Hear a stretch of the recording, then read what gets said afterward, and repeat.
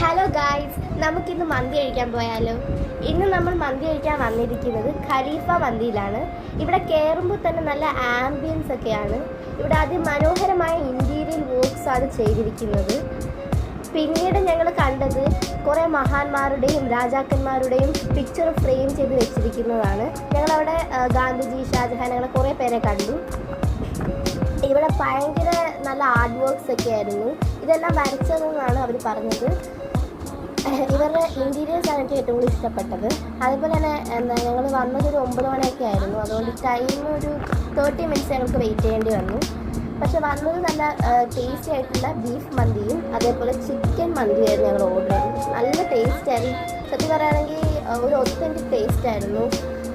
ഞങ്ങൾക്ക് 2 പേർക്കും അല്ല, ഞങ്ങളുടെ ഫാമിലിക്ക് മൊത്തം അത് ഇഷ്ടപ്പെട്ടു. സ്പോട്ട് വന്നിട്ട് തിരുവനന്തപുരം അട്ടംകുളങ്ങര ബൈപ്പാസിലാണ്. എല്ലാവരും പോയി ട്രൈ ചെയ്യണേ.